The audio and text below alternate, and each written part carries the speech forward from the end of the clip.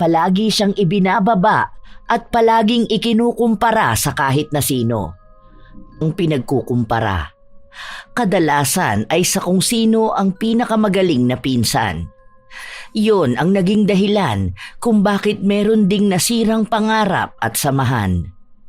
Tinuturing na sanggang dikit ang magpinsan na sina Elena at Lane, kung saan madalas din silang nagiging tampulan ng kumparahan. Lalo na at may mas lamang sa kanila pagdating sa akademikong usapan o maging mga kompetisyon mang sinasalihan nila.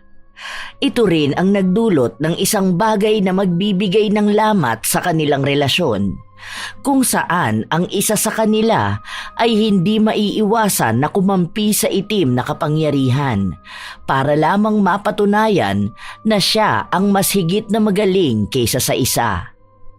Mas hihigitan nga kaya ng salita ng iba ang samahang matagal na nilang pinagsamahan.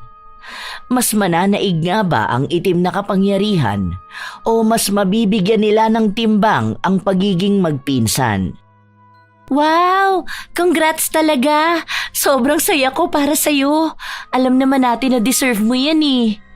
O paano ba yan? E di ililibre mo na ako. Yes, of course. Sayang nga, hindi ka nakapasok sa top 5. May kasama sana akong luluwas ng Manila next month. Ano kayang naging problema, no? Maganda at maayos naman ang performance mo. Mas maganda pa nga ang gawa mo kaysa sa akin. Tapos, ako pa ang nag-top 1? Hindi kaya sila nagkamali? Ano ka ba? Baka kasi hindi lang para sa akin ang mapasali doon. Hindi naman talaga ako magaling pagdating dyan. Kundi lang dahil sa'yo, hindi ko rin naman yun gagawin. Kaya huwag ka nga dyan. Dahil ang mahalaga sa akin ay ang libre mo. Gusto ko sana ng halo-halo ngayon eh. Kanina pa ako nagkikrave. Halo-halo special. Uy, sarap! Ay, ayun lang pala. Sige, mamaya paglabas natin diretso agad tayo. Nice one. Yan gusto ko sa'yo eh. Dapat palagi kang nananalo para may pera ka panlibre sa akin. Magpinsang buo sina Lane at Elena, kung saan ang ina ni Lane ay ang bunsong kapatid ng ina ni Elena. Hindi sila magkasundo nung mga bata pa sila dahil matagal na tumira ang pamilya ni Lane sa Maynila at halos 5 taong gulang siya noong bumalik sila ng probinsya upang doon na manirahan. Dahil mas malapit ang bahay ni Elena, palaging sila na ang magkasama. Iisang eskwelahan din ang kanilang pinapasukan. Pareho silang magaling sa kanilang pag-aaral, ngunit halata naman na sa lahat ng bagay ay mas lamang si Lane. Siya ang palaging nakakakuha ng mas maraming papuri. Sure ka ba na yan lang ang gusto mong kainin? Mag-order ka pa, sagot ko naman yan. May premyo kaya akong nakuha. Di ba nga ang usapan, tuwing may cash prize, dapat palagi tayong enjoy kakain. Go na te, grab mo na lahat ng bet mong food. Wag na, busog ako. At alam mo naman na nakadiet ako, di ba? Kasi nga bala ko sumali sa mutya ng barangay. Huy, pumunta ka ha. Samahan mo ko. Kinakabahan kasi talaga ako. Baka kasi magkalat lang ako doon. Alam mo naman kapag kinakabahan ako, di ba? Ay, sure. Don't you worry. Ako na ang bahala sa'yo. Hindi kita pababayaan. Ilalaban natin yan. Kunin mo ang corona dahil deserve ng ganda mo ang maging mutya. Salamat talaga ha. Ikaw lang yung palaging nandyan para sa akin at naniniwalang kaya ko. Hindi kasi ako sinusuportahan ng nanay ko. Palagi niyang sinasabi sa akin na hindi ko naman talaga kaya. Nagmumukha lang akong palaging trying hard. Kaya nga, mas lalo mong patunayan sa kanila na mali sila. Na kaya mo naman talaga. At isa pa girl, ang dami mo na kayang nakuhang awards.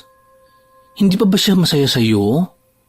Tignan mo ha, nagpupush kang maging better person. Tapos, nag-aaral ka ng mabuti. Wala kang bisyo at hindi ka pariwara. Eh dun pa lang, panalong-panalo ka na eh. Hindi siya magiging masaya sa akin dahil konti lang naman ang naipanalo ko. Di ba madalas na pang second lang ako? Hindi katulad mo na halos lahat talaga ng sinasalihan mo na ipapanalo mo. OA naman ni tita. Alam nga namang lahat ng sasalihan mo, ipapanalo mo. Ang mahalaga doon, may lakas ka ng loob na lumaban sa mga bagay na gusto mong labanan. Doon pa lang sa may lakas ng loob na lumaban, panalo ka na eh. Yun nga ang hindi maintindihan ni Mama kasi gusto niyang ipanalo ko lahat. Minsan nga nawawala na ako ng lakas ng loob na magsasali sa mga ganyan. Kung hindi lang dahil sa'yo at pati na rin kina tita na palaging sumusuporta sa akin. Ay nako, kaya malaki ang pasasalamat ko sa'yo eh. Hoy, baliw ka ba? Bakit ka titigil sa mga gusto mong gawin? Tandaan mo girl, hanggat naniniwala ka sa sarili mo na kaya mo, magagawa mong makuha ang mga pangarap mo. Huwag mo akong dramahan ng ganyan ha. Kung ako nga malaki ang tiwala ko sa iyo, tapos ikaw nawawalan ka ng tiwala sa sarili mo. Ay, ayusin mo yung ganyang mindset mo girl. Hindi uso sa atin yan. Binatukan pa ni Lane ang pinsan na mukhang natauhan din sa mga kanina niyang sinabi. Ilang beses na nilang napag-usapan ang mga bagay na ganito, kaya kahit na anong laban o mga nais na gawin ni Elena ay talagang suportado ang pinsan. Bunsong anak si Elena at 3 silang magkakapatid. Ang dalawa niyang ate ay may magagandang buhay na at may mga napatunayan na sa kanilang karera. Kaya pinipilit ng dalaga na ipakita sa kanyang mga magulang na kahit anong mangyari ay magtatagumpay din siya. Ngunit pinapakita at pinaparamdam sa kanya ng kanyang ina na kahit na anong gawin niya ay hindi siya hihigit sa mga kapatid niya. Nang kinagabihan na yon ay umuwi na rin ang magpinsan. Nakatira lang sila sa iisang barangay at mauuna ang bahay na uuwian ni Elena. Kaya hinatid na muna siya ni Lane. Hello tita. Lumabas lang kami saglit ni Elena, kaya po gabi na kami nakauwi. Pero dyan lang naman po yun. Kumain lang kami. Nanalo po kasi sa piano contest si Lane. Nag-top siya dito sa lugar natin at ilalaban siya sa susunod na buwan doon sa Maynila. Nakakatuwa nga po eh. Ay, sakto. Andito na rin naman po ako. Ipapaalam ko na rin po si Elena. Isasama po namin siya. Mag-aarkila po ng sasakyan si Papa. At kung gusto nyo, pwede rin po kayong sumama. Hindi sumagot ang ginang. Hindi niya pinansin ang dalawa at nagtuloy-tuloy lang na pumasok sa loob ng bahay. Ang magpinsan naman ay nagkatinginan. Tila ba alam na nila ang ibig sabihin ng pakikitungong yon ni Pasing.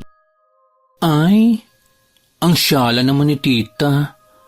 Mukhang hindi siya masaya sa narinig niya. Attitude naman. Baka masama lang ang pakiramdam. Kahapon kasi sinisipon siya. Hayaan mo na. Basta ako, masaya ako para sa'yo. Oy, promise mo ha? Pupunta ka sa laban ko.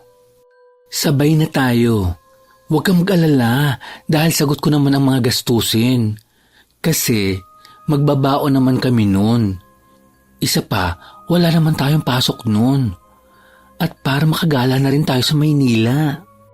Tumango lamang si Elena. Ngunit baka sa kanyang mukha na hindi siya sigurado kung makakasama nga ba siya. Pagsarado niya ng pinto, bumungad sa kanya ang mukha ng ina na salubong ang kilay at nakapamewang. Ano, masaya ka ba na nanalo ang pinsan mo? Ano ba yung naipanalo niya? Yan ba yung sinasabi mo na sabay ninyong sinalihan? Oh, ano nangyari sa'yo? Huwag mo sabihin na hindi ka man lang nakapasok, kahit pumangalawa ka man lang. Hay naku naman, hindi ka na talaga nahiya para sa sarili mo? Hindi po ako nakapasok sa top 5. Nahirapan po kasi ako sa pinagawa sa akin. Okay lang po yun, may iba pa naman po kaming sasalihan. At lalaban din po ako ng mutya ng barangay. First time ko lang din naman pong sumali doon. Sinubukan ko lang. Sumabay lang ako kay Lane.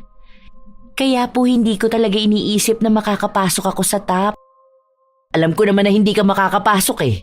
Dahil ano ba nga asahan ko sa talon na kagaya mo? Hindi ka naman talaga lumamang sa pinsan mo, ano? Palagi ka na lang nasa likuran niya. Magkaiba po kasi kami. Minsan po kasi may mga bagay siyang kaya niya at doon siya magaling. Habang ako naman po ay magaling sa ibang bagay na hindi niya kaya.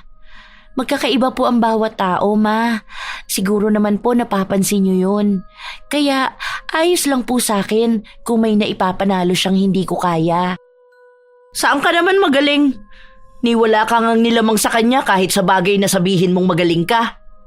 Tingnan mo nga, nabalitaan ko na ang dami niyang makukuhang award sa moving up nyo.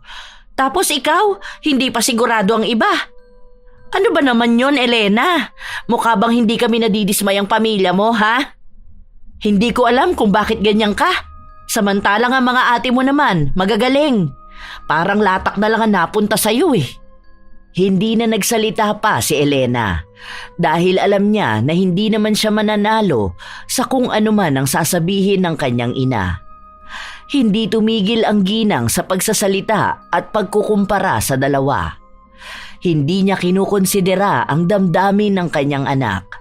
Basta mailabas lamang ang masasakit na salitang kanyang naiisip. Ganito ang palaging naririnig ni Elena. Ayaw niya lang sabihin sa kanyang pinsan kahit na nakakaramdam siya na palagi siyang nanliliit sa kanyang sarili. Sa paglipas ng mga araw, may dumating silang kamag-anak na galing sa ibang bansa. Ilang araw daw ba ang family reunion natin? Ang sabi 2 days lang daw eh. Kasi nga di ba may mga pasok tayo, kaya paano tayo makakatagal doon? Baka yung iba na walang ginagawa, makakasama sila ng mas matagal. Pero yung family outing natin 2 days daw.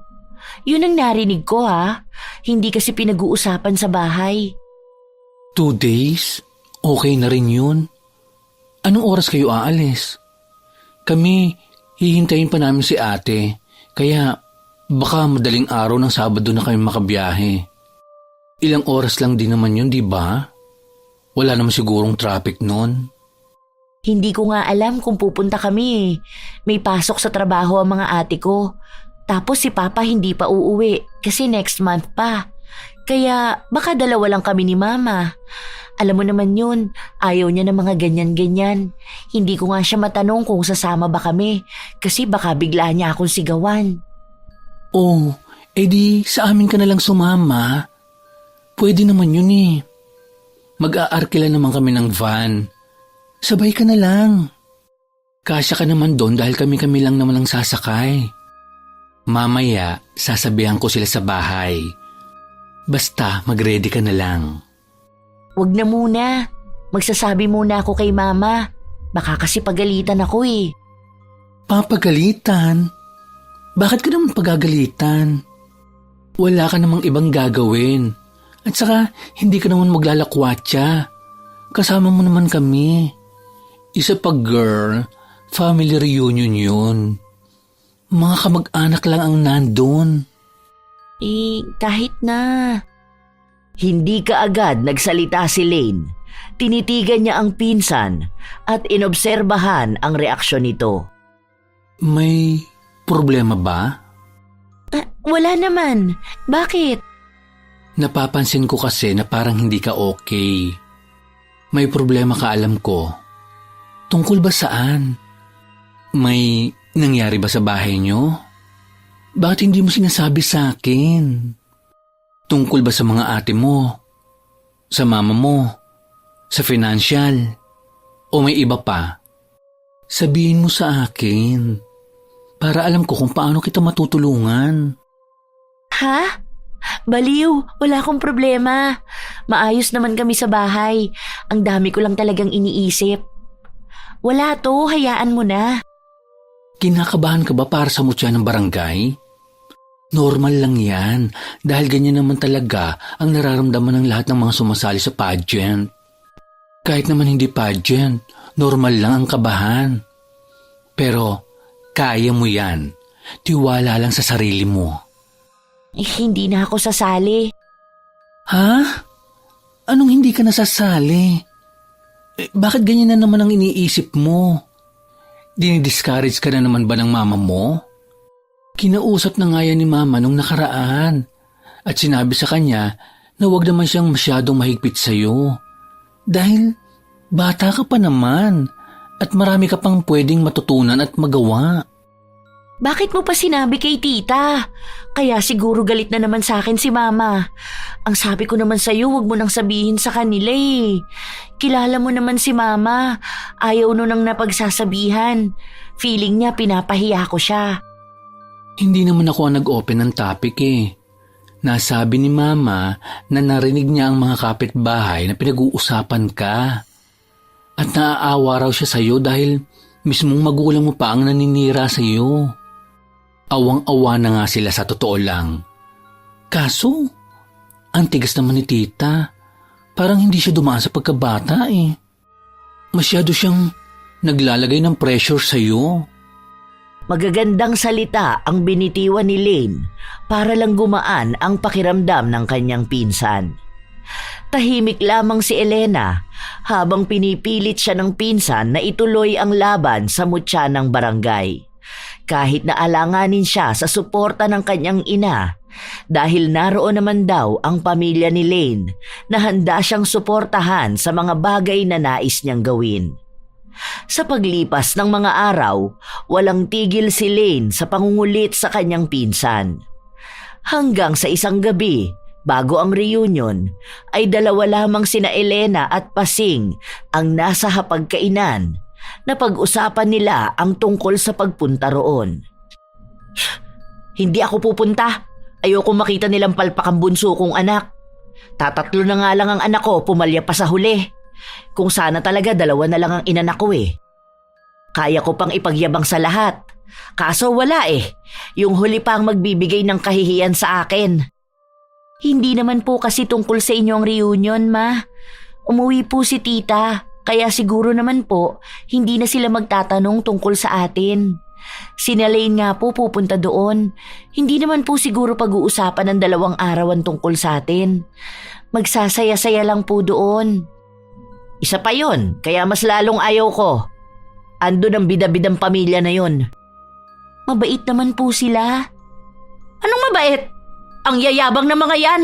Nakita mo ba mga post nila sa FB? Wala silang ibang ginawa kundi ang ipakita ang nakukuhang achievements ng anak nila. E di kung naandun ka, ipagkukumpara lang kayong dalawa. Magkasing edad kayo, tapos sa ganyan mong edad wala ka pang maipagmamalaki. Nako, baka umuwi tayo nang wala sa oras. Bakit po ba ganyan kayo magsalita sa akin? Wala naman po akong ginagawang masama ah. Lahat naman po pinagsisikapan kong makuha, tapos hindi pa rin kayo proud. Hirap na po akong ipakita sa inyo na kaya ko naman po talaga, pero hindi kayo naniniwala. Hindi naman po ako nakakahiya dahil may mga achievements naman po ako. Ako, tigilan mo ako sa mga drama mong ganyan, Elena. Ayan, diyan ka magaling. Ang pagmukhain na masama ako. Baka akala mo hindi ko alam na nagsusumbong ka sa nanay niyang magaling mong pinsan. Hindi ko po sila nakakausap. Hindi po ako nagsusumbong. Kunwari ka pa dyan na wala kang alam. Kung hindi ka nagsusumbong, magagalit ba sila sa akin? O sige, sumama ka sa kanila sa reunion na yan para mas lalong maipamukha sa'yo na wala ka talagang binatbat sa kanya. Patutunayan ko po sa inyo na kaya ko rin maging siya at magiging proud din kayo sa akin. Huwag kang puro salita, gawin mo. Dahil hanggat hindi ko nakikita, hindi kita paniniwalaan. Dahil kahit na anong gawin mo, hindi ka magiging kasing talino at kasing galing ni Lane. Dahil isa ka lang naman trying hard na sunod-sunuran sa kanya.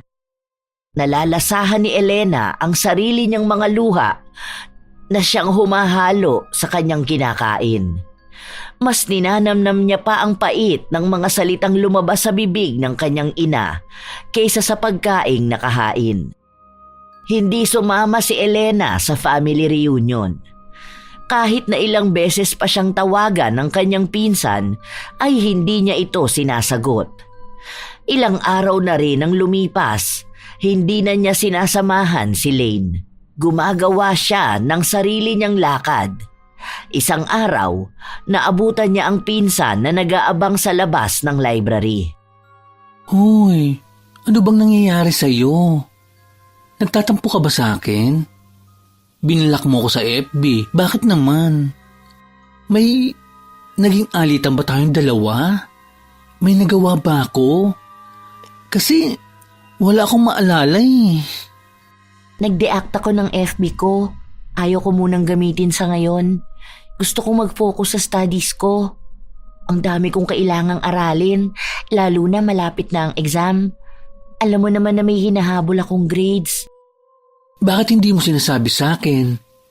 Pwede mo naman akong kausapin tungkol dyan. Nag-overthink tuloy ako. Ang akala ko may nagawa akong mali sa'yo o may nasabi ako. Kung alam mo lang na hinahanap ka ng mga tita natin nung reunion. Nagtatanong sila sa akin tungkol sa mga ginagawa mo ngayon. Ang saya doon. Mas masaya sana kung kasama kita. Sana sinabi mo na wala akong magandang ginagawa. Hindi katulad mo na maraming naabot sa buhay. Anong pinagsasabi mo? Bakit ko naman sasabihin yan? Wala pa rin naman ako naaabot sa buhay ko. Kung alam mo lang kung paano kita pinagmamalaki sa kanila. Ang sabi pa nga ni tita na siguro kung andito pa siya sa Pilipinas, kapag lumabang ka ng mutya ng barangay, manonood daw talaga sila.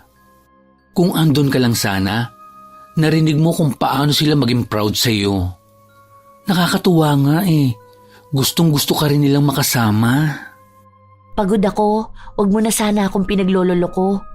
Kung masaya sila sa achievements mo sa buhay, di congrats. Hindi ka agad nakakibo si Lane. Tiningnan niya lang ang pinsan na hindi makatingin ng diretso sa kanya. Marahan siyang lumakad palapit. Mag-usap kaya tayo. Hindi yung ganyan ka sa akin makitungo. Maayos naman tayo ah. Anong pinagsasabi sa'yo ng mama mo? Siguro, kaya ka nagkakaganyan, may mga panlalait ka na namang naririnig, no? Sabihin mo sa akin. Dahil kung may kinalaman din yung sa akin, mas maganda kung tayong dalawa ang nag-uusap. Hindi yung ganyan, na may mga parinig-parinig ka pa sa akin. Hindi sumagot ang dalagita. Nilampasan niya lang ng lakad ang kanyang pinsan. Ngunit bago siya makaalis ay hinawakan siya nito sa kamay upang pigilan. Ngunit sa halip na harapin at kausapin si Lane, hinawi niya ang kamay nito at tuluyang umalis. Sa paglipas ng mga araw, dumating na ang mutya ng barangay. Sumali si Elena, ngunit hindi niya sinabihan ang pinsan. Nalaman na lang ni Lane na sumali siya noong araw na mismo ng pageant. Nang matapos ang paligsahan, pumangalawa lang si Elena. Hindi matanggap ng dalagita na pangalawa lang siya, kaya mas lalo niyang naramdaman na baka nga hindi niya kailanman matutumbasan ang galing ni Lane at maaaring totoo ang sinabi ng kanyang ina na kahit kailan ay hindi siya magiging proud sa kanya. Ano bang mali? Bakit ba hindi ko magawang manalo? Ginawa ko naman ang lahat ah. Bakit hindi ko magawang makuha ang gusto ko? Bakit hindi ko kaya? Ibinigay ko na lahat ng kaya ko. Kulang ba ako? Lugmok ang dalaga na nakatingin sa salamin. Mag-isa na lang siyang nasa likod ng stage at hindi niya nais na umuwi sa kanila at ibalita na pangalawa lang siya sa paligsahan na sinalihan niya. Habang mag-isa siya, biglang bumukas ang pinto at napukaw ang kanyang atensyon. Agad niya rin namang nilingon kung sino yon. Anong ginagawa mo rito? Ano, masaya ka ba na pangalawa lang ako at hindi ko nakuha ang corona? Ha? Oo, masaya ako na pangalawa ka, pero hindi pangalawa lang. Congrats! Ano, saan tayo? Mukhang masarap kumain ng pares ngayon, ano? Pwede bang lubayan mo na ako? Huwag mo na ipagdukdukan sa akin na ikaw ang pinakamagaling sa lahat. Napatayo si Elena at nagsisigaw. Kahit na anong pilit ni Lane na pakalmahin siya ay hindi niya nagawa. Umuwi si Elena na bitbit ang nakuha niyang premyo at ang sama ng loob. Pagpasok niya sa bahay ay bumungad ang kanyang ina at ang dalawa niyang ate na magkakasama sa sala at nagkukwentuhan. Bakas ang dismaya sa mukha ng kanyang ina matapos niyang ibalita ang parangal na nakuha niya. Ano? Hindi ba sinabi ko na sayong sinasayang mo lang yung oras mo sa kasasali sa ganyan? Anong napala mo? Napahiya ka lang. Mabuti na lang talaga at hindi ako nanood. Hindi ko kakayanin ng kahihiyan. Hay, andoon pa naman ang mga kabarangay natin. Mamaya may masabi pa sila sa akin. Sinita ng ate ni Elena ang kanilang ina at sinabi na wag naman siyang ganoon magsalita sa kanya. Ngunit hindi nakinig si Pasing at sinabi lang na wag siyang pakialaman sa kung paano sila dinidisiplina. Sa paglipas ng mga linggo, hindi pa rin pinapansin ni Elena ang kanyang pinsan. Habang si Lane naman ay binibigyan ng oras ang dalagita na makapag-isip. Ngunit habang nagpapatuloy ang araw na pinipilit ni Elena na higitan ang kanyang pinsan, mas lalo lang ding nangingibabaw ang galing ni Lane. Hanggang sa nakakuha siya ng pinakamataas na marka. Nanatili sa ikalawang listahan si Elena habang nangunguna pa rin ang kanyang pinsan. Masaya ang mga kaklase nilang binabati sila, lalo na si Lane. Cass, congrats. Masaya ka, syempre, nanatili ka sa unahan habang ako nagiging anino mo pa rin. Pumapangalawa sa galing mo, hindi ko magawang tumbasan. Yan ba ang kino-congrats mo sa akin? Go! Congrats din sa'yo. Bakit ba hanggang ngayon naiinis ka pa rin sa akin? Kasi ikaw na lang palagi ang magaling. Ikaw lang ang gusto nila. Ikaw na lang palagi. Napapagod na ako makipagkumpetensya sa'yo. Walang kompetisyon dito, Elena. Alam mong ginagawa ko ito dahil gusto ko. At ito ang kaya ko. Napipressure ka lang dahil sa expectation ng mama mo. Na hindi naman dapat ganun. Tapos ngayon, nakikita mo ako bilang kalaban mo. Ano ka ba? Magpinsan tayo. Magkakampi tayo dapat. Matagal na kitang kalaban. Hindi na nga dapat ako nakikinig at sumasama sa iyo eh. Dahil tama si mama, na sinasamahan mo lang ako para ipakita sa akin na talunan ako. Gusto mong ipangalandakan sa akin na kahit na kailan, hindi ko maaabot ang anumang naabot mo. Ano, tama naman di ba? Ilang beses ka bang nag-top 1, habang ako palagi na lang nasa likuran mo. Mas lalo mong nararamdaman na mataas ka dahil nasa paanan mo ko. Ginagamit mo lang ako at madali lang naman para sa'yo magpanggap na sinusuportahan ako. Sinubukang lapitan ni Lane ang pinsan, ngunit umatras lang ito. Hindi matitigan ni Elena sa mata si Lane dahil kahit paano ay nakakaramdam siya ng konsensya. Dahil alam niya sa kanyang sarili na hindi naman totoo ang mga ibinintang niya, pero yun ang pilit na ipinamumukha sa kanya ng kanyang ina. Kaya yun na rin ang kanyang nakikita. Pwede ba na mag-usap muna tayo? Hindi yung ganyan. Nagagalit ka sa akin na wala naman talagang katuturan? Ayusin natin to. Hayaan mo na ako dahil ayaw na nga kitang makasama. Mahirap bang intindihin yun? Matalino ka naman, di ba? Magpinsan tayo. Kung yun lang ang tanging ugnayan na meron tayo, mas gugustuhin ko pang putulin yun. Simula ngayon, ayaw na kitang makausap. Dahil hindi na pinsan ang tingin ko sa'yo. Isa ka ng kalaban, kakumpetensya sa buhay ko na dapat kong lampasan at higitan. Hindi na magbabago ang tingin ko na yun sa'yo kahit na kailan. Matapos itong sabihin ni Elena, ay agad na rin siyang umalis. Ilang beses pa siyang pinigilan ng pinsan para makausap, ngunit ayaw niyang makinig. Sobrang bigat ng kanyang dibdib habang lumalakad pa uwi sa kanilang bahay. Hindi niya mapigilang alalahanin ang masasaya nilang pagsasama na ganun na lang niya bastang itatapon dahil lang sa nararamdaman niya. Ngunit kung ito naman ang magiging dahilan para ipagmalaki ng kanyang ina, Handa siyang isakripisyo ang anumang samahan nila ni Lane. Nakauwi ka na pala. Mabuti naman dahil uutusan kita. Akala ko mamaya ka pa uuwi dahil makikisama ka na naman sa pinsan mong magaling. Tapwa na naman siya, di ba? Ngayon lang yan pero sa susunod yan malalampasan ko rin siya. Nangangarap ka na naman ata dyan. O sige na, magpunta ka na doon sa kina Aling Tere at kunin mo yung pera na hulog niya. Bilisan mo dyan, maglilinis ka pa ng kusina. Hay, sa susunod huwag ka magpapalit ng uwi. Ang daming kailangang asikasuhin dito sa bahay. Nais pa sana ni Elena na tumanggi dahil gusto niyang mapag-isa at makapagpahinga. Ngunit siya lang ang maaasahan sa ganitong utos. Agad din siyang nagpunta sa bahay ng ginang kahit na hindi pa siya nakakapagpalit ng suot niyang uniforme. Ito lang po ba yung pinapakuha ni Mama? Sinabi ni Aling Tere na may kulang pa pero siya na lang ang maghahatid bukas ng umaga. Hindi naman umangal si Elena pero nakiusap siya sa ginang na sabihan ang kanyang ina dahil alam niya na sa kanya na naman ibabaling ang galit. Paalis na sana ang dalagita matapos niyang mapansin ang kapitbahay ni na Aling Tere. Bagong kapitbahay niyo po yan? Ngayon ko lang kasi napansin. O baka matagal na akong hindi nagagawi rito. Sinabi ng ginang na kalilipat lang ng matandang babae sa bahay na yon.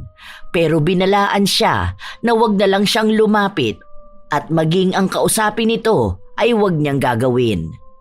Nagtaka si Elena, kaya sa halip na umalis siya at sundin ang bilin ng ginang, pasimple siyang dumaan sa harapan ng bahay ng matandang babae. Sakto na sa pagsilip niya sa pintong may kaunting uwang, nakatingin din sa kanya ang tao sa loob. Oo nga no, medyo weird siyang tingnan. Tapos feeling ko kapag nakatingin ako sa mga mata niya, parang napakalalim niyang tao. Para bang may kung anong kadiliman sa kalooban niya. Pero siguro wala naman to. Masyado lang siguro akong judgmental. Hindi rin naman sinabi ni Aling Tere ang dahilan kung bakit dapat siyang iwasan. Isa pa, ang sadya ko lang naman dito ay ang inuutos sa akin. Makauwi na nga. Baka mamaya hinihintay na ako ni Mama. Tapos papagalitan niya na naman ako at ang dami na naman niyang sasabihin sa akin. Ay sigurado ang una na namang bubungad tungkol sa pinsan ko. Nakakasawa na rin sa totoo lang, pero wala naman akong magagawa. Nagpatuloy ng maglakad ang dalagita pa uwi sa kanilang bahay. Pagka-uwi niya, naabutan niya ang isa niyang kapatid na nag-aayos ng mga gamit nito. Mukhang may pupuntahan itong malayo dahil 2 malaking maleta ang bitbit niya.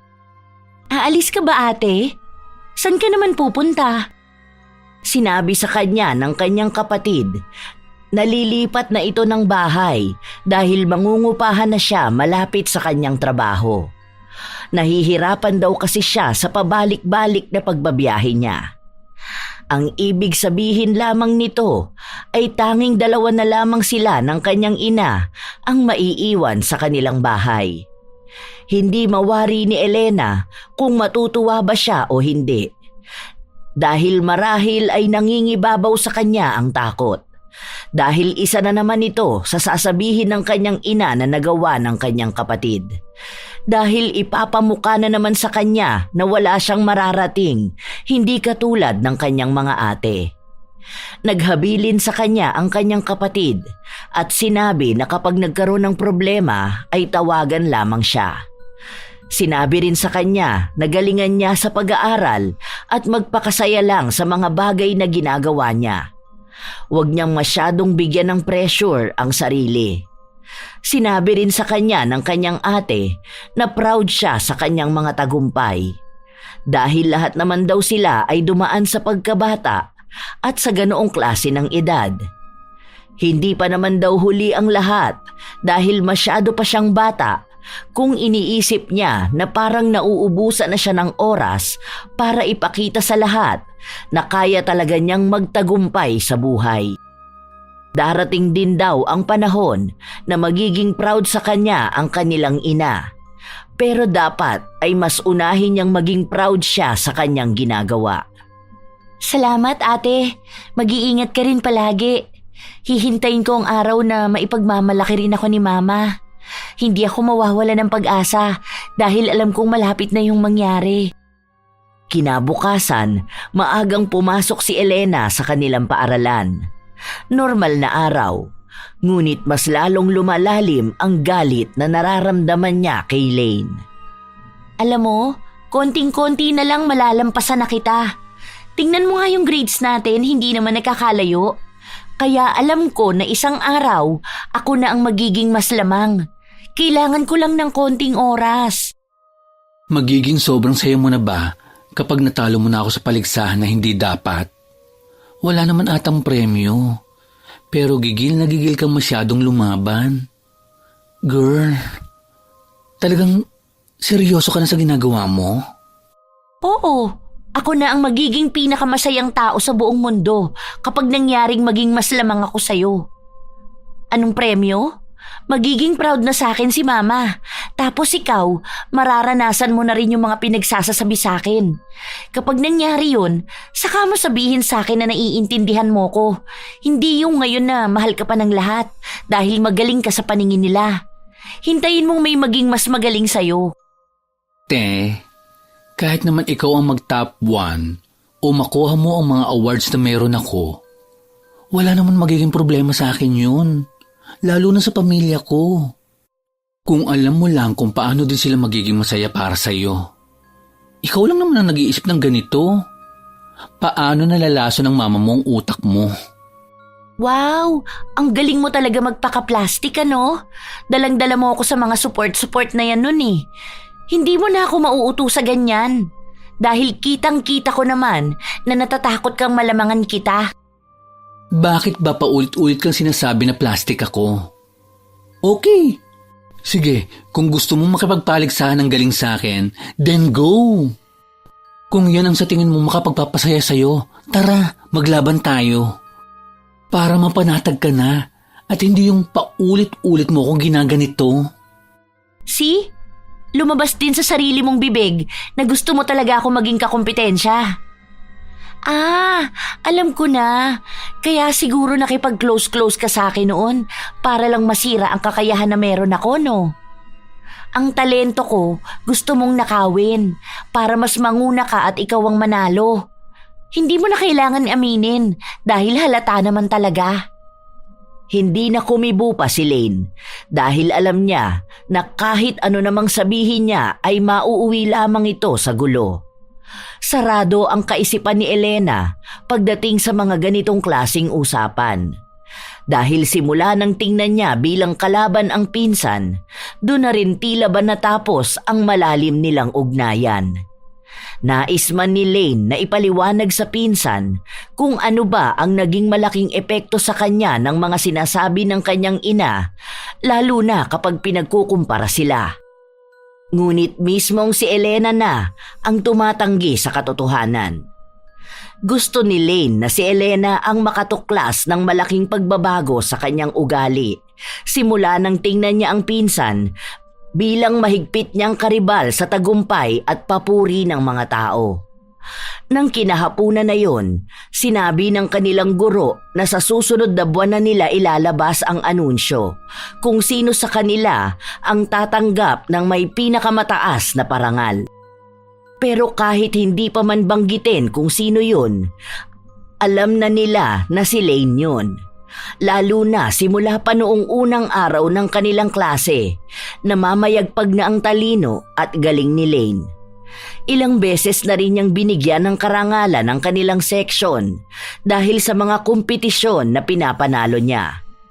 Naririnig ni Elena ang usap-usapan sa loob ng silid-aralan, kaya hindi niya maiwasang mapataas ang kilay. Sus, puro pangalan niya lang naman ang mga binabanggit ninyo. Andito pa naman ako. Nakalimutan na yata nila na konti lang ang lamang ni Lane sa akin. Pero alam naman nilang lahat na kaya ko naman siyang habulin, lalo na ngayon na ang tataas na mga score na nakukuha ko sa exam. Kaya hindi malabo na sa akin mapunta ang may pinakamataas na parangal.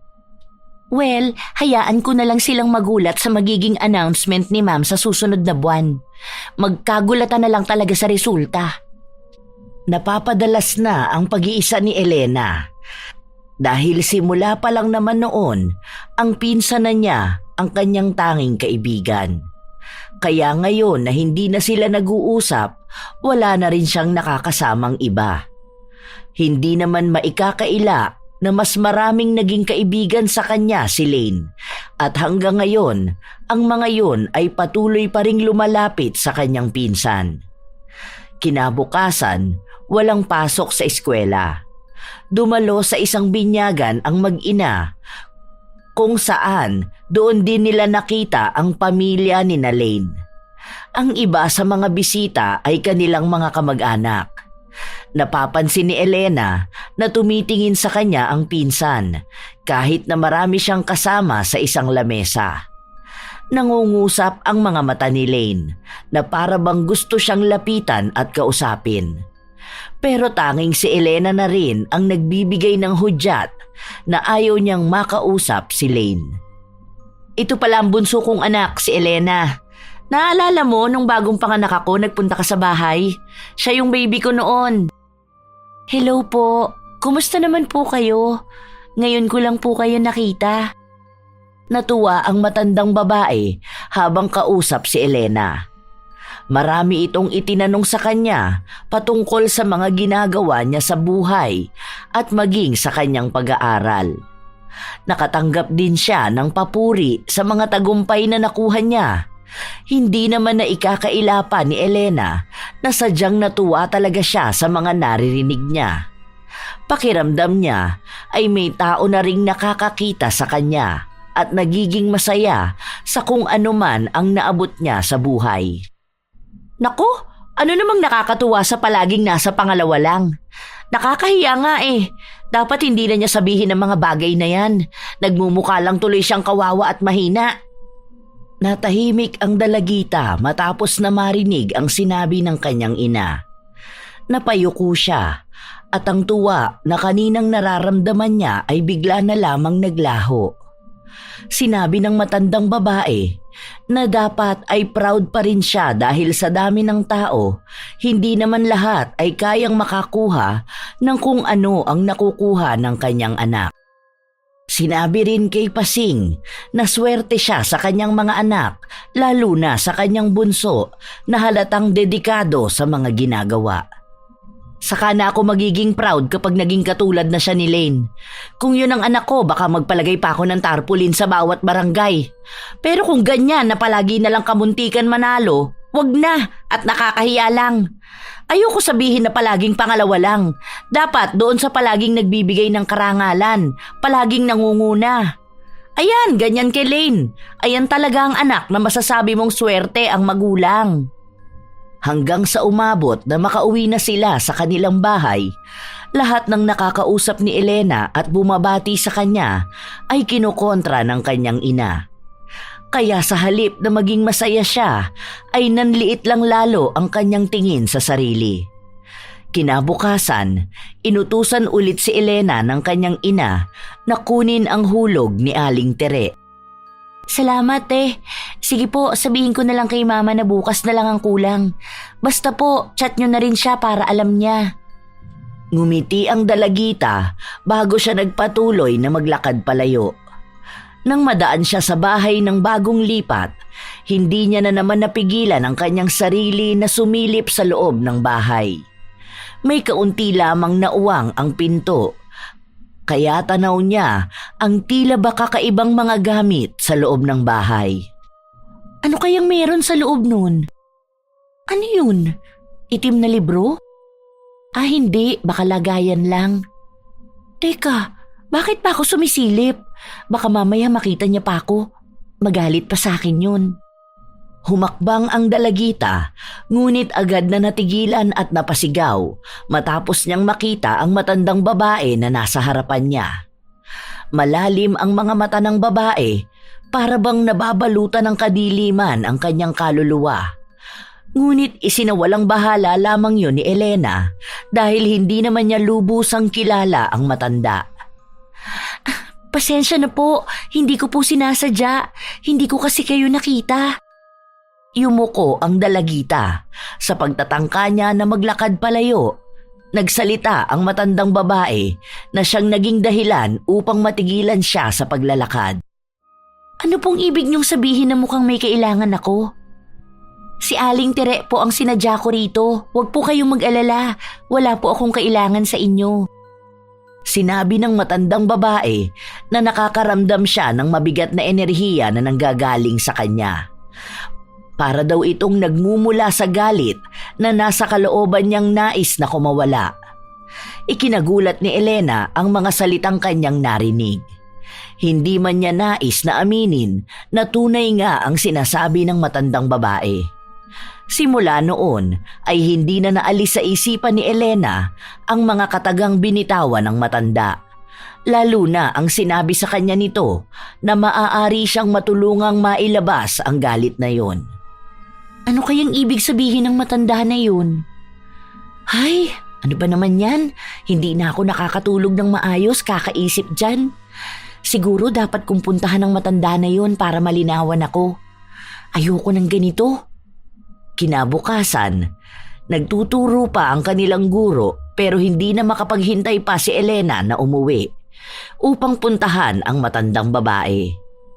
Mabilis lang din namang lumipas ang oras bago umalis ng kanilang paaralan.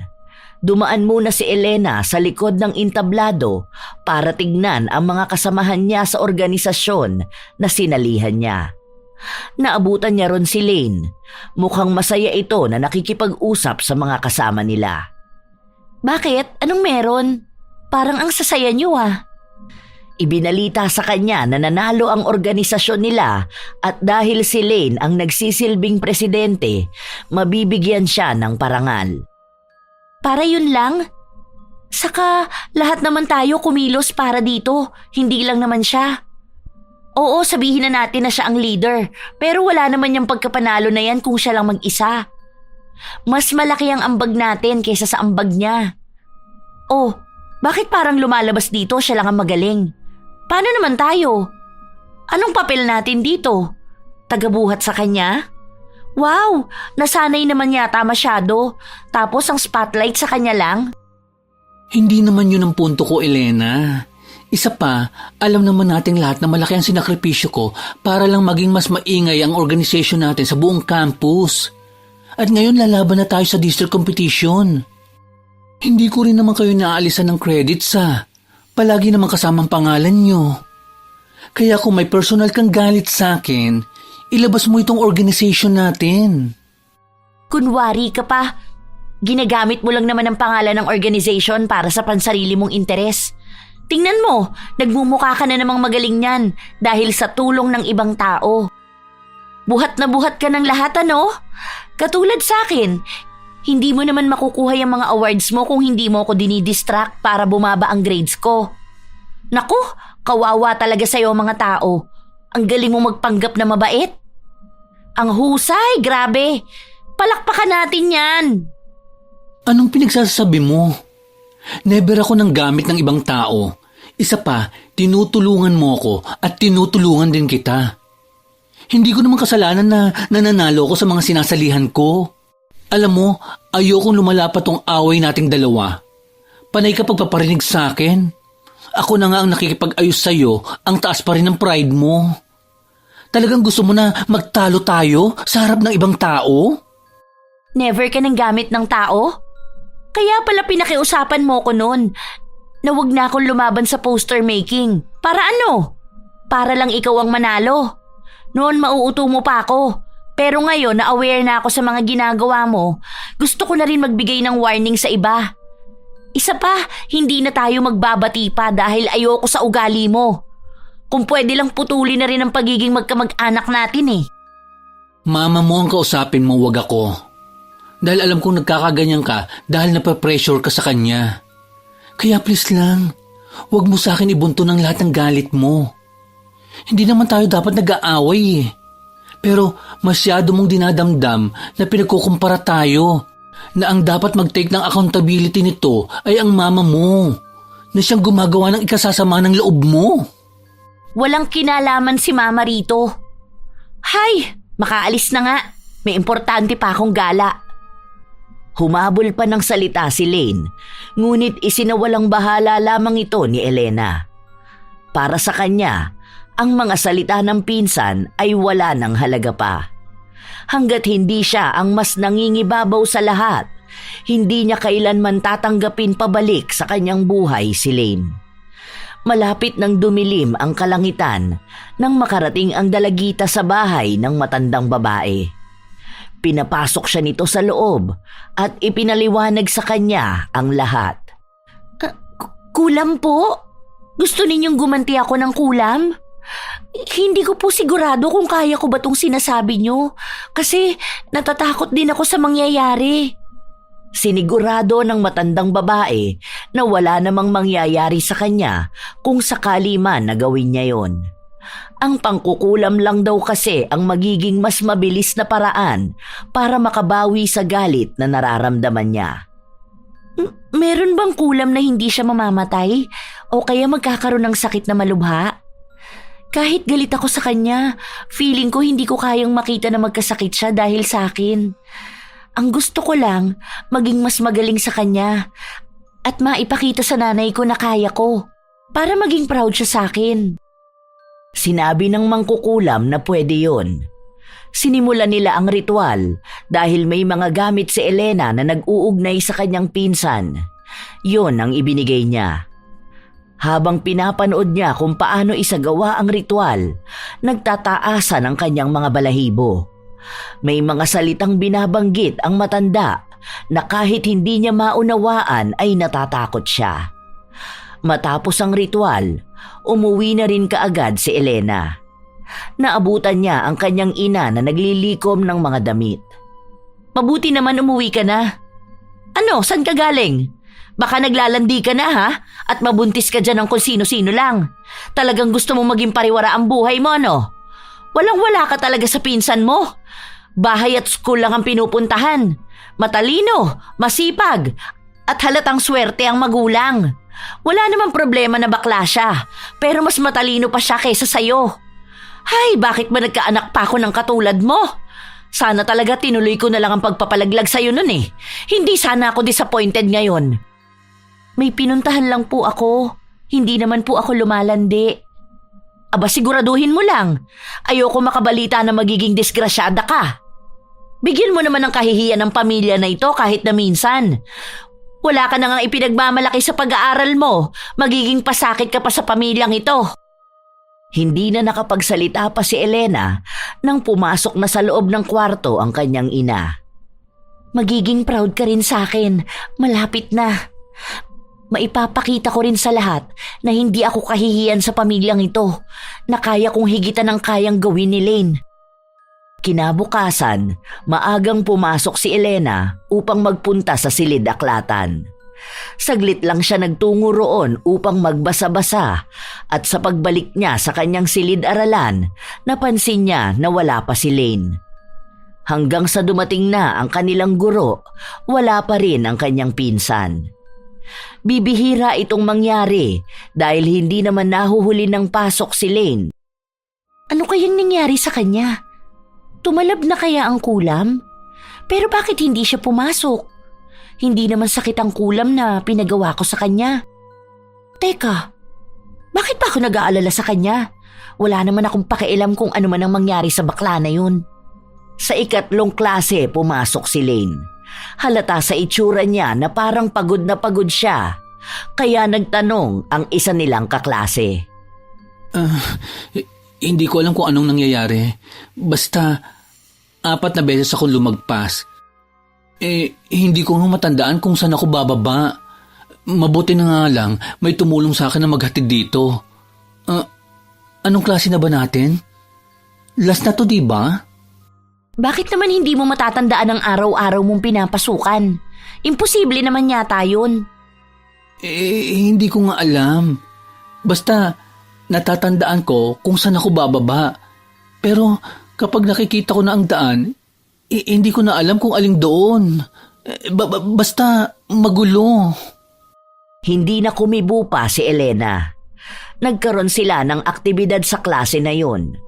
Para sa dalagita, madali lang yun sagutan kaya siya ang unang nagpasa ng papel. Pagbalik niya sa upuan, napansin niya ang pinsan na hinihilot ang kanyang sentido at halatang hirap na hirap siyang sagutan ang aktibidad. Bakit ba wala akong maalala dito? Wala akong maisagot. Ano bang nangyayari sa akin? Wala kang maalala? Ang dali lang niya na. Imposible naman na hindi mo alam yan, di ba? Ikaw ang pinakamatalino sa klase. Hindi kumibo si Lane dahil ang buo niyang atensyon ay nasa papel lamang. Hanggang sa matapos ang oras, iilan lang ang nasagutan niya. Pinagalitan pa siya ng kanyang guro at tinanong kung meron ba siyang sakit, ngunit sinabi niyang maayos naman ang kalagayan niya. Kahit sa kanilang organisasyon, hindi makausap ng matino si Lane. Kanina pa tayo nagmi-meeting, hindi na to natapos-tapos. Paano? Hirap na hirap sa instructions yung isa dyan. Ano? Tapusin na natin to. Uwian na eh. Last na. Ipaliwanag niyo na lang sa akin paunti-unti. Hindi ko talaga mag-gets. Hindi siya pumapasok sa utak ko. Ikaw ang president, di ba? Ikaw ang matalino at magaling. Bakit ngayon nawawalan ka na ng utak? Diyos ko po, baka naman kasi lumalabas na bobo ka talaga at nakakarma ka na sa pagiging manggagamit mo. Inulit ng isa nilang kasama ang paliwanag kay Lane, ngunit wala pa ring nangyari. Nahihirapan silang isa-isahin sa kanya ang lahat na dati ay hindi naman nila ginagawa. Dahil noon ay bago pa man nila sabihin kay Lane, alam na niya ang gagawin. Ay basta ako, uuwi na ako. Bahala na kayo dyan. Kung kaya pa ng pasensya ninyong magpaliwanag sa bobo na yan, ako hindi na. President siya tapos ganyan? Nakaka-disappoint. Pinakiusapan pa si Elena na manatili muna. At siya ang kumausap sa kanyang pinsan, ngunit hindi siya nakinig. Masaya siyang umalis doon na parabang nanalo siya sa isang patimpalak. Ang ibig sabihin, yun ang epekto ng kulam sa kanya? Nawawala na ang talino at galing niya? Nakakatuwa naman. Kapag nalaman ni Mama na mas magaling na ako kaysa kay Lane, siguro maipagmamalaki na rin niya ako sa lahat. At magiging thankful siya na ako ang anak niya at hindi ang bakla na yun. Sa paglipas ng mga araw, naging kapansin-pansin na ang pagiging malituhin ni Lane, maging ang pagbagsak ng kanyang grado. Hindi na rin niya maituloy ang mga dati niyang sinasalihan dahil nakalimutan na niya ang mga ginagawa niya noon. Dahil sa nangyari ay nakakuha na rin ng pagkakataon si Elena na manguna at maging mas magaling. Diba? Ang sabi ko sa'yo magiging mas magaling ako sa'yo? Tingnan mo nga tong score ko, oh. 3 lang ang mali. Samantalang sa'yo, 3 lang ang tama. Yung isa dyan, bonus pa. Hay, kawawa ka naman. Siguro malulungkot ang mga magulang mo dahil nagkaroon sila ng anak na may mahinang kokote. Hindi ko alam kung anong nangyayari. Alam ko at naiintindihan ko naman ang binabasa ko at inaral ko. Pero hindi siya nagtatagal sa utak ko. Kasi nga wala ka namang utak. Makaalis na nga, baka mahawa pa ako sa'yo. Malawak ang ngiti ni Elena na umuwi sa kanilang bahay. Agad niyang ibinalita sa kanyang ina na mataas ang mga grado na nakuha niya at panigurado na bukas ay malalaman na nilang lahat na sa kanya mapupunta ang may pinakamataas na parangal. Nabalitaan ko nga ang nangyari kay Lane. Alam ko ipapacheck up siya. Sigurado ka ba na ikaw ang makakakuha nun? Kasi imposible naman. Kahit ata nagkakasakit ng ganyan si Lane halata naman na siya ang pinakamagaling. Sa dami ba naman ng awards na meron siya? Magtiwala ka lang po sa akin, Ma. Aakyat ako ng stage na proud ka sa akin. Hindi si Lane ang makakakuha nun. Dahil mas magaling at mas matalino ako sa kanya ngayon. Ako na ang magiging mas angat sa aming dalawa. Siguraduhin mo lang.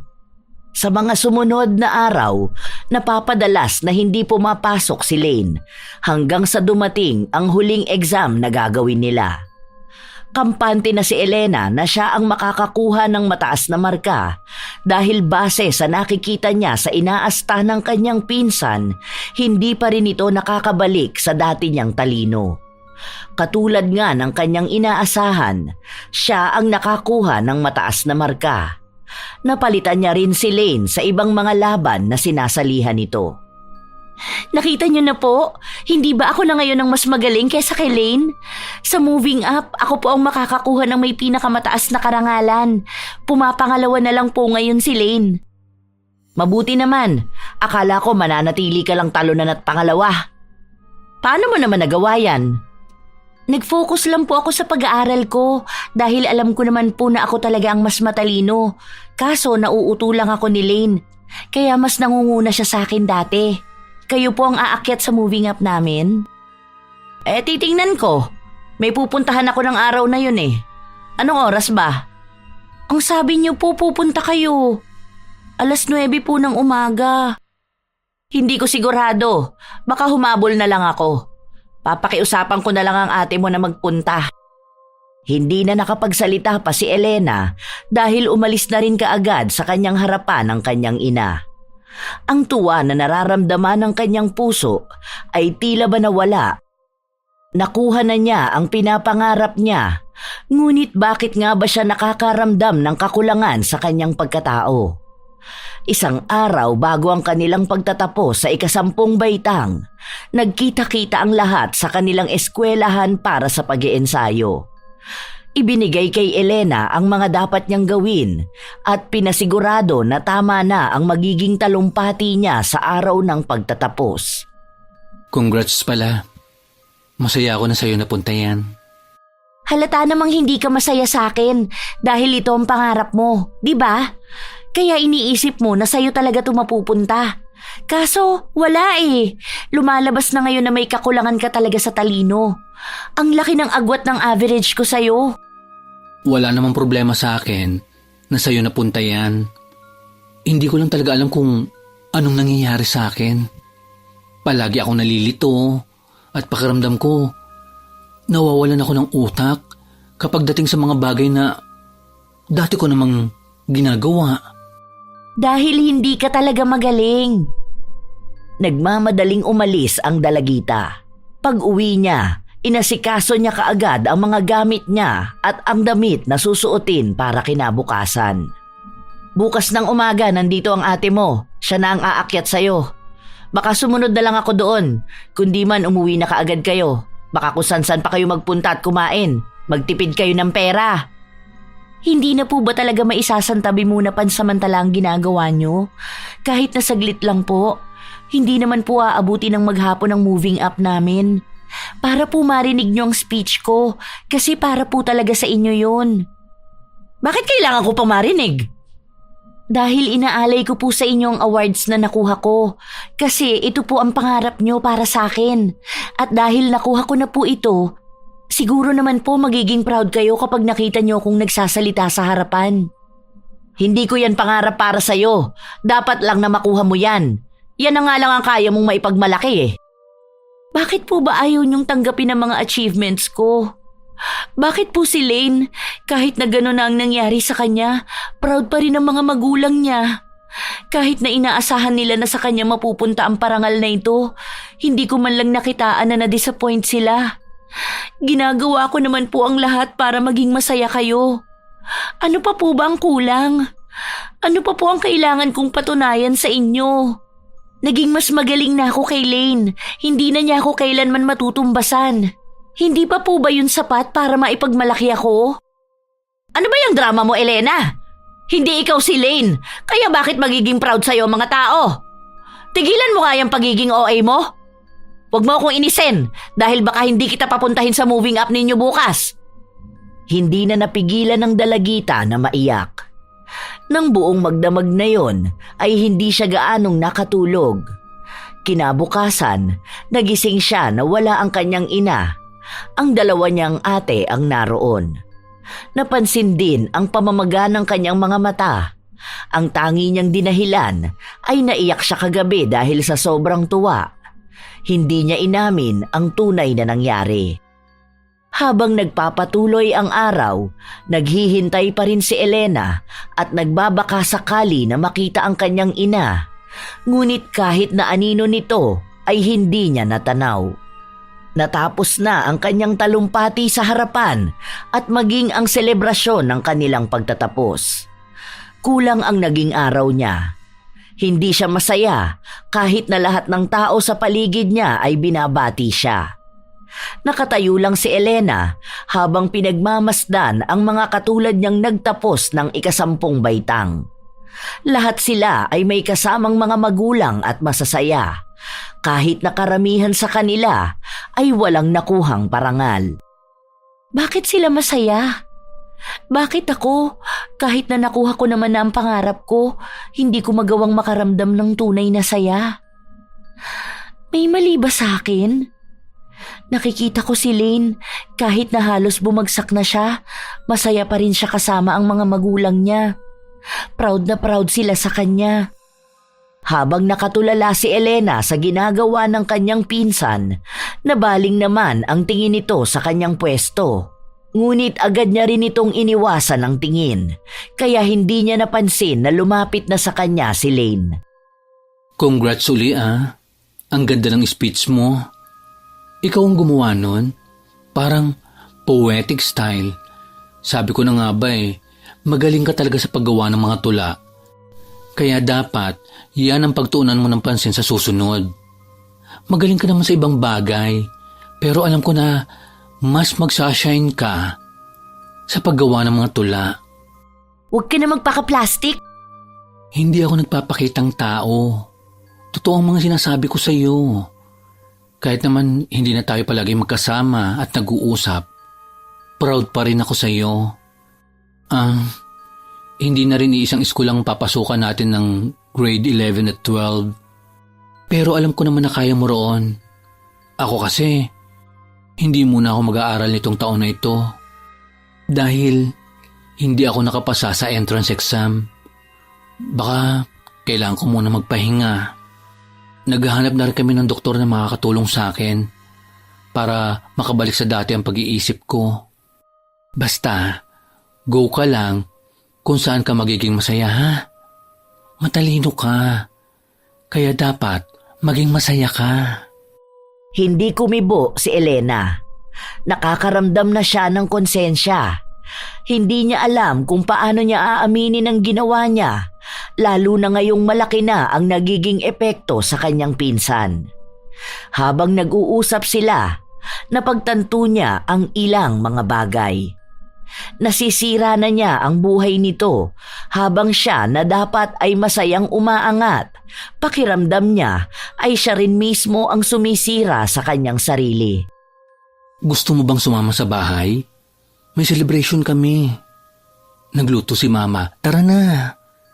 Siguro naman wala na tayong pag-aawayan, no? Kasi siguro wala naman na tayong pag-aagawan na posisyon sa school. Ikaw nang nakakuha ng pinakamataas na parangal. Bakit may handaan sa inyo? Wala ka namang nakuhang mataas na award ah. Hindi mo naman to nakuha. Iilan lang yung medals na meron ka. Tapos next school year hindi ka naman mag-aaral. Para saan ang celebration? Dahil sa awa ng Diyos, kahit papaano natapos ko ang grade 10. Hindi naman dahil huminto ako pansamantala. Dahil sa nangyari sa akin, hihinto na rin ang buhay ko sa pag-celebrate ng mga bagay na mayroon ako. Proud sa akin ang mga magulang ko. At lalo na ang sarili ko. Katulad mo, dapat maging masaya ka dahil ikaw ang nakakuha ng mataas na parangal. Tandaan mo, katulad sa palaging sinasabi ko sa iyo, hindi mo kailangang magmakaawa sa ibang tao na maging proud sila sa iyo. Dahil ang unang tao na dapat magdiwang ng tagumpay mo ay ang sarili mo. Kahit ilang libong tao ang maging proud sa iyo, kung hindi ka magiging proud sa sarili mo, hindi ka magiging masaya. Basta, kapag gusto mo magpunta sa bahay, welcome ka palagi. Congratulations! Proud ako sa iyo! Napaatras si Elena nang yakapin siya ng kanyang pinsan.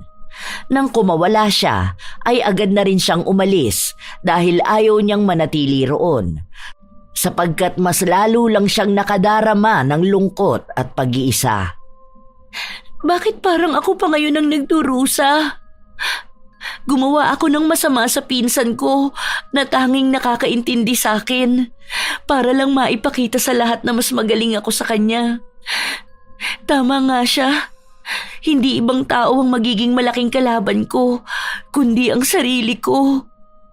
Nasa isang sulok lamang ang dalagita, mag-isa at umiiyak. Patuloy niyang iniisip ang nangyari kay Lane. Sinisisi niya ang kanyang sarili dahil mas inuna niya pa ang pansariling kagustuhan kaysa ang pakinggan ang sinasabi ng pinsan.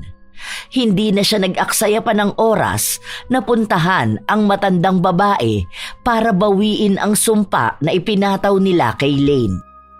Sinabi sa kanya ng matanda na sa oras na tanggalin nila yon, babalik ang katalinuhan ni Lane at magiging malaking hadlang yon sa kanya. Wala na akong pakialam dahil hindi ko rin naman maatim na maging masaya kung palagi na lang akong maiinis sa mga taong mas magaling sa akin. Hindi man si Lane, may ibang taong mas aangat kaysa sa akin. Hindi ako magiging mas magaling kahit kanino dahil kahit na anong galing ko, may taong mas angat sa akin. At kahit naman anong gawin ko, ikukumpara pa rin ako ng nanay ko sa kanila. Kaya bakit ko pahihirapan ng taong naniniwala sa akin? Hindi na muli pang nagtanong ang mangkukulam. Gumawa na siya ng ritual upang alisin ang sumpa na ipinataw niya kay Lane. Ngunit sinabi ng matanda na hindi ganon kabilis babalik ang talino ni Lane. Kailangan nilang maghintay ng ilang buwan pa.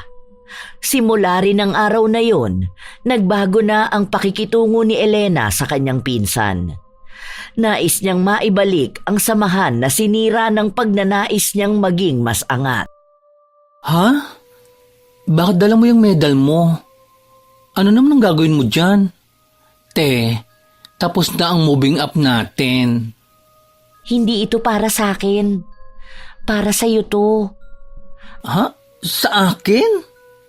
Ano namang award yan? Award mo bilang isang mabait na pinsan, matalino, talented at supportive. Sa'yo naman talaga dapat to.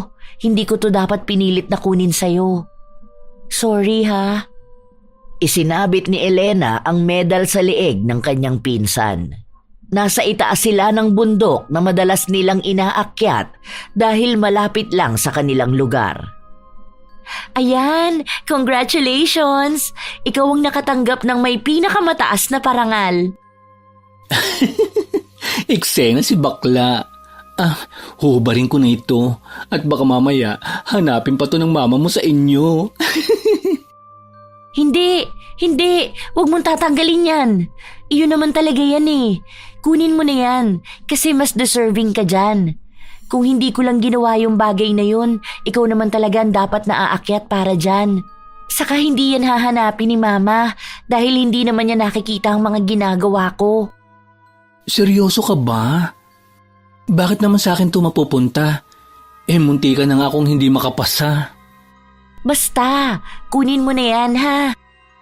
Ibinaling ni Elena ang tingin sa malawak na lupaing natatanaw nila.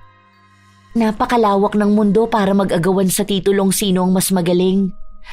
Hindi ko nakita yun noon dahil mas nangingibabaw sa akin ang kagustuhan na maging proud sa akin ng mama ko. Na baka isang araw maipagmalaki niya rin ako. Pero tama ka nga, kahihintay ko, ako na ang nawawala ng respeto sa sarili ko. Salamat sa mga naitulong mo sa akin, Lane. Sorry din sa mga nagawa ko sa'yo ha. Sana mapatawad mo pa ako. Wala yun, ano ka ba? Basta palagi mong tatandaan. Kahit na anong gawin mo, proud na proud ako sa'yo.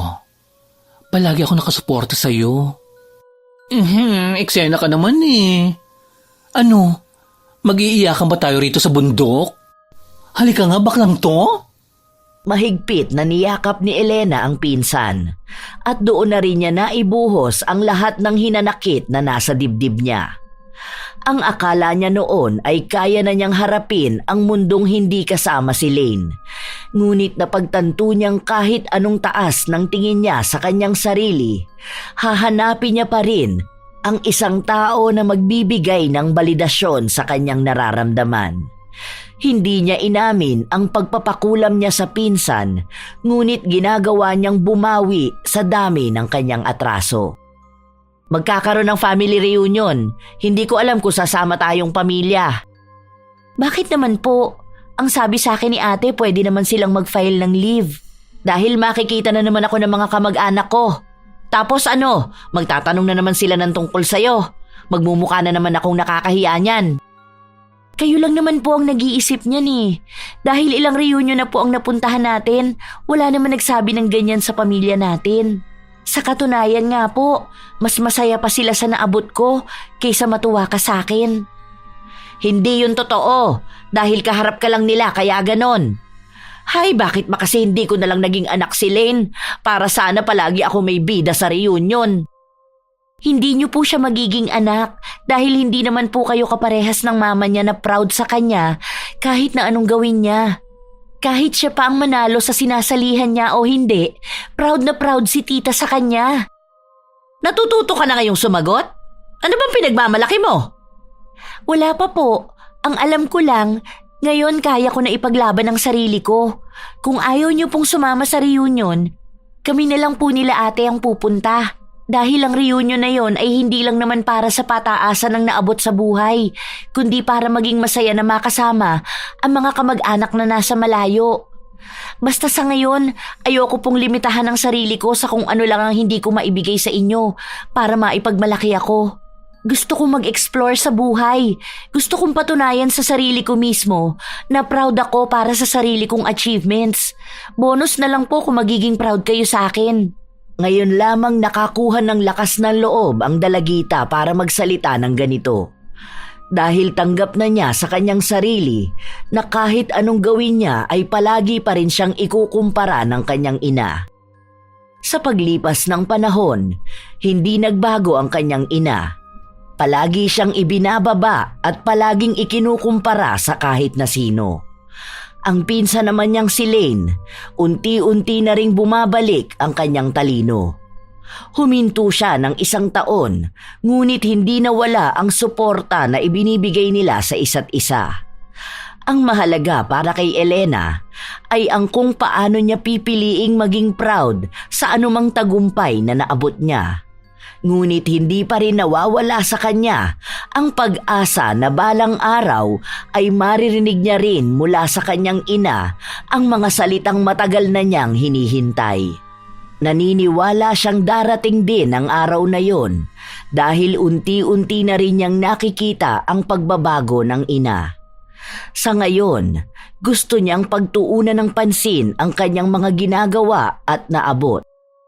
Nais ni Elena na makita ang sarili niyang masaya sa mga ginagawa niya at hindi iniisip na sa lahat ng bagay kailangan niyang makipagpaligsahan. Maraming salamat at shout out sa ilan sa mga masusugid nating tagapakinig. Ami Yong 6929, Nida Kiambao 4815, Joel Marasigan 1758, Hana Maylin Sesgundo 7821, Zedric Edrev, Ann Bisaya Vlog 7608 at Lance MBB. Ito ang inyong Lola Telang at magkita-kita tayong muli sa susunod na istorya.